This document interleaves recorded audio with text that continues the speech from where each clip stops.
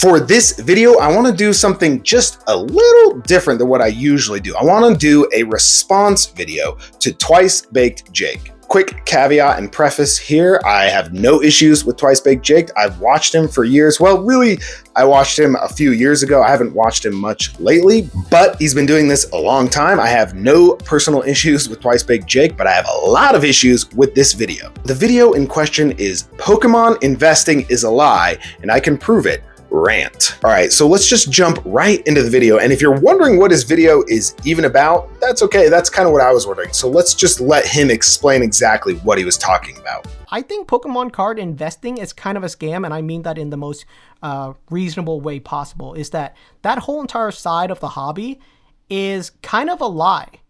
And what I mean by that is that if you're someone that's been investing in Pokemon cards for the past year or two, your portfolio or your collection is probably not doing any better than a Pokemon card collector. In fact, if you're someone that's investing in Pokemon cards, your collection is probably doing worse than most genuine Pokemon card collector. So let me follow through my thought process for you and see if you get to the same conclusion that I have. All right.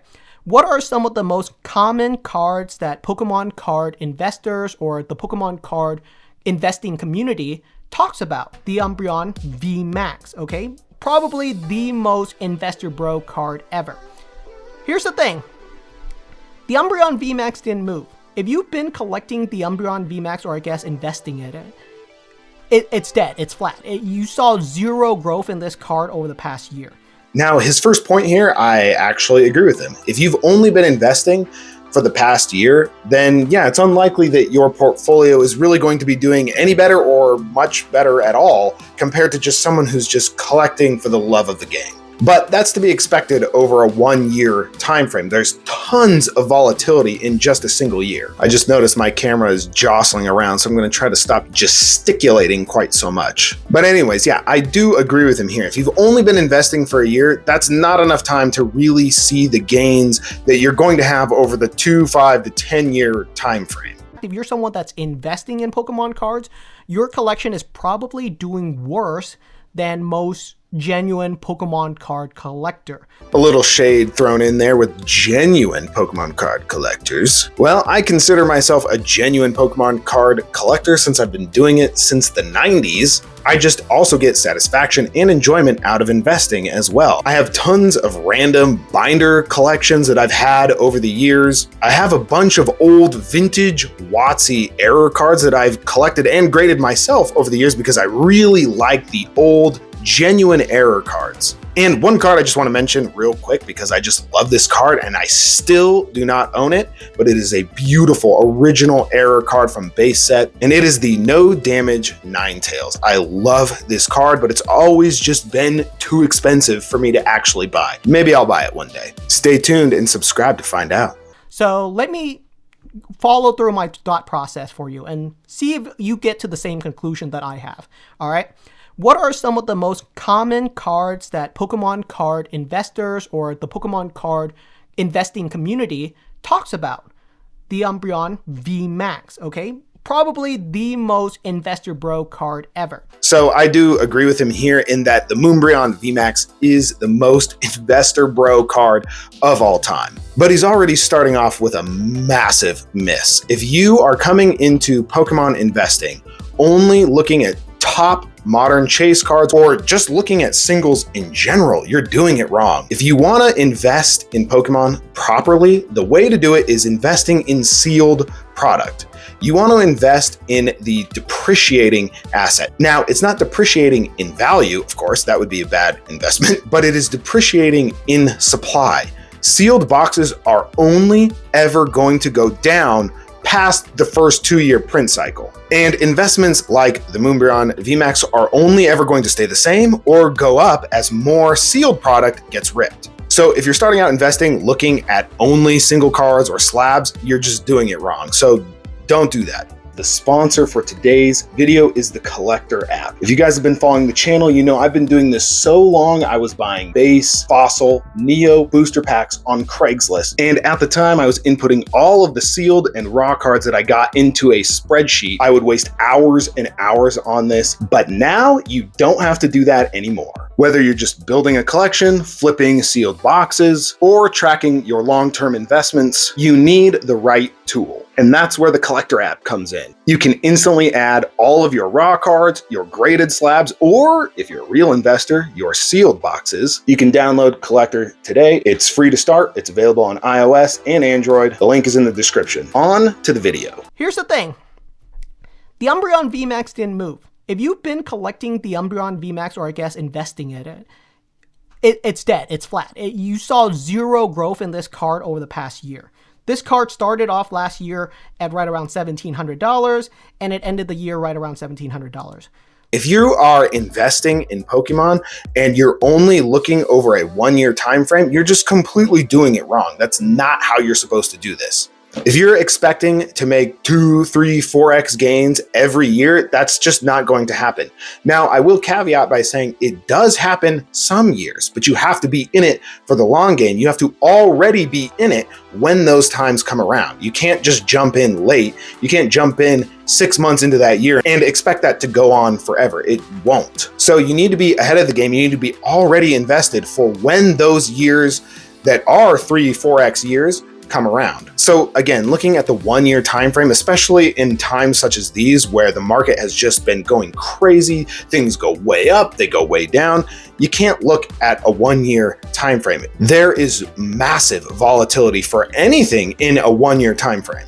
And I follow a lot of these communities because I want to follow them. I need to know what the hobby's talking about. I want to know what other collectors and Pokemon card investors are talking about. I want to know if they got something interesting to talk about. But the thing is, the content is incredibly boring because a lot of Pokemon card investors or Pokemon card investing content creators, they recycle the same group of cards again and again and again. And you'll see these cards constantly.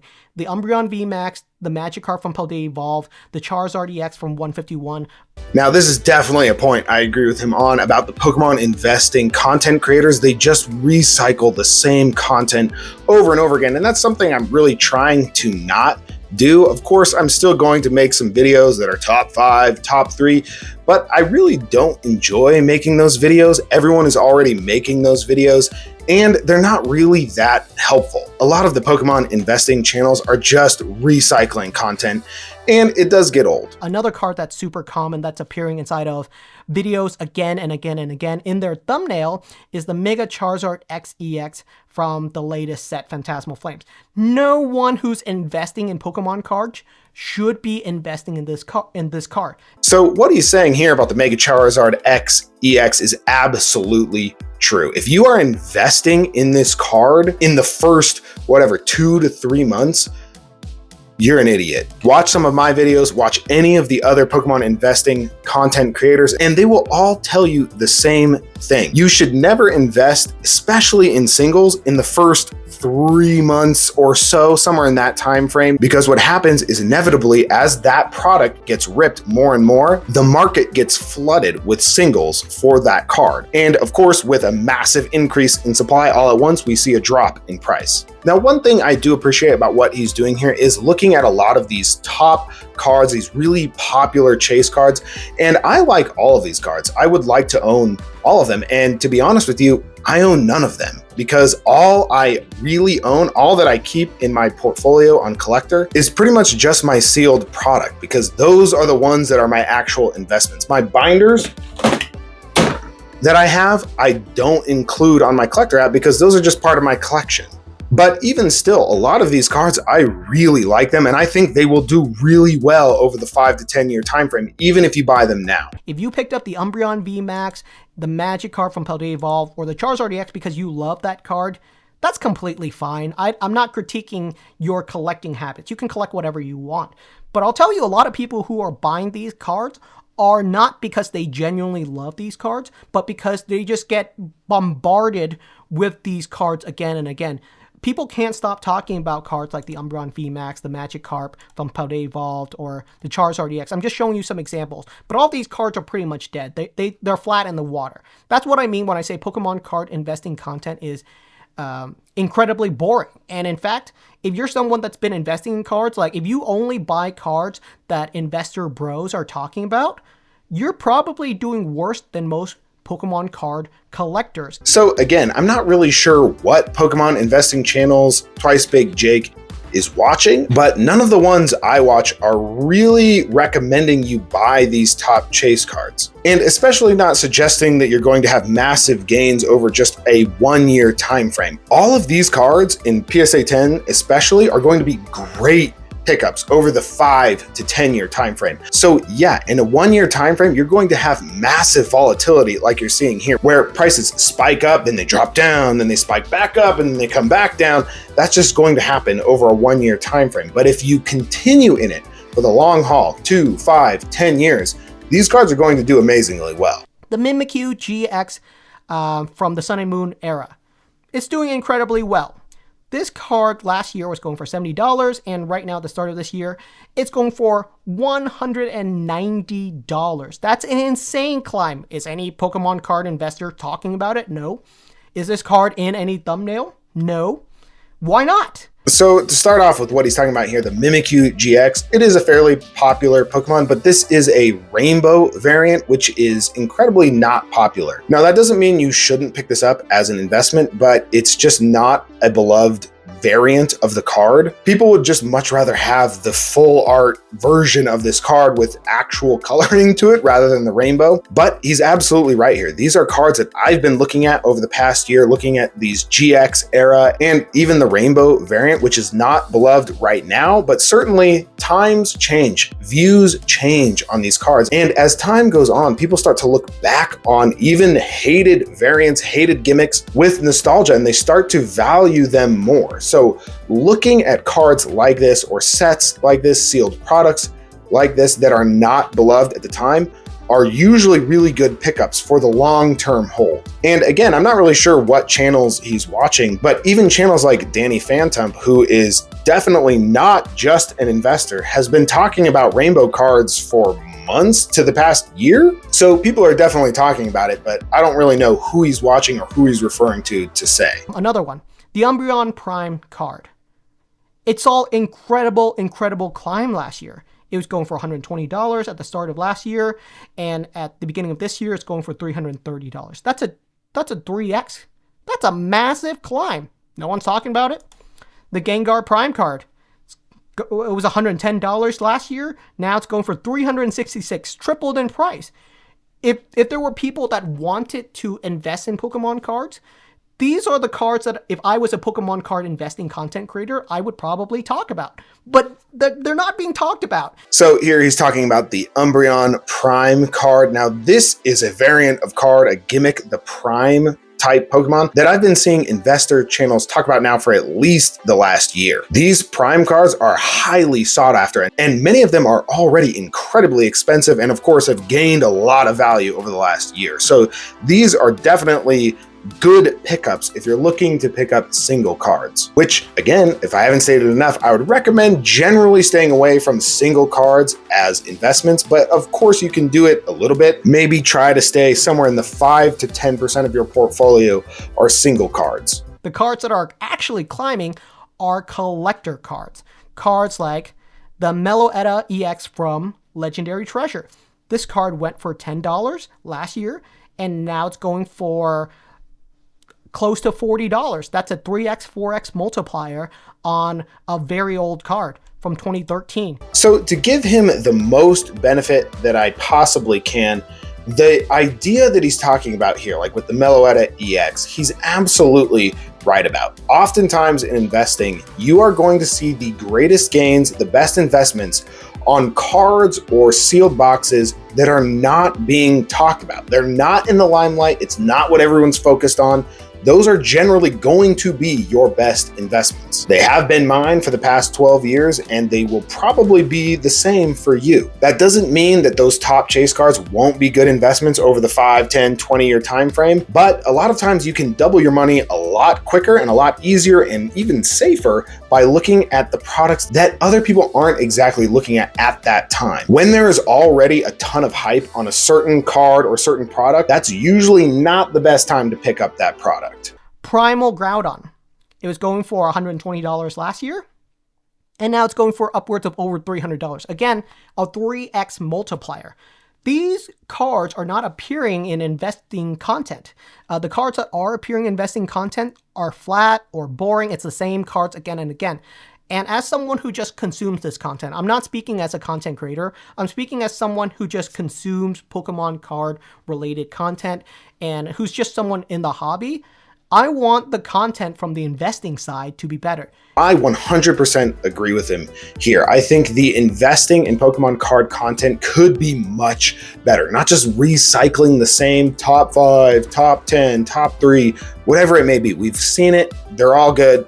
They do good over time. We know that. Prime cards, in fact, I know where I picked some prime examples, haha, pun intended, like the Umbreon and Gengar, but prime cards are actually some of the most underappreciated cards in the hobby, but they saw a 3x multiplier to 4x multiplier last year, but no investment content creators talking about them.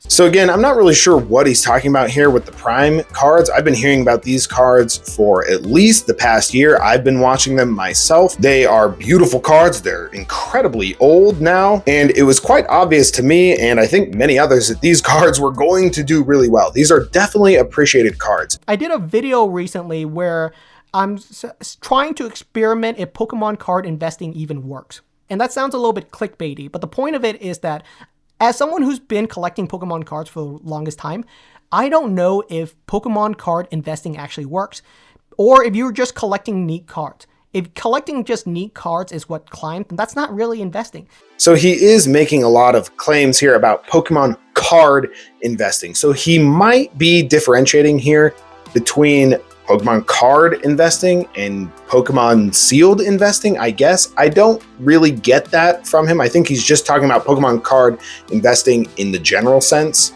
If you're new to the hobby, though, it's really unfortunate because you're bombarded with this content. You're bombarded with content that constantly talks about the Umbreon VMAX, the Magikarp from Podevolve, the Mega Charizard X EX. And so you think, oh, these are the cards that I should be picking up if I want these cards to climb. And I'm talking about viewers who specifically want to pick up cards so that they climb up in value. They're probably doing really bad. Again, I can't reiterate this enough. Yeah, these popular cards like the Mega Charizard X EX are not going to see massive gains in the first year that it's been released. It hasn't even been released for what, 6 months right now? So yeah, you're not going to see massive gains in the first year. That's just not going to happen for all of these brand new cards. But that doesn't mean they aren't going to do well over time. And this is someone who has no stake in the game. I don't own any of these cards, but I do really like them, and I do think they will do well over the 5 to 10 year time frame. So as you can probably tell at this point in the video, there are a lot of points that I do agree with TwiceBakedJake on. One of them being that if you are just collecting Pokemon cards, you're still going to see massive gains over the years. That's what happened to me for the first number of years. I was just collecting because I wanted to. I just thought it was fun. It was just a hobby. I had done it in the 90s when it first came out, when I was a kid, and then I'd gotten out of it for about 10 years. And when I got back into it as a young adult, it was just fun. I just liked buying up collections, seeing what treasures they had in there, grading some of them, selling them, flipping them, whatever it may be. And I did incredibly well. But since I've started making more calculated, investing-minded plays, I've done even better. 3 to 4x over the last year to 2 years. So that's about it, guys. There were a ton of points that I agreed with TwiceBakedJake on. So if you like this new edgy investing content, like, comment, and subscribe, guys. It really does help. That's about it. Peace.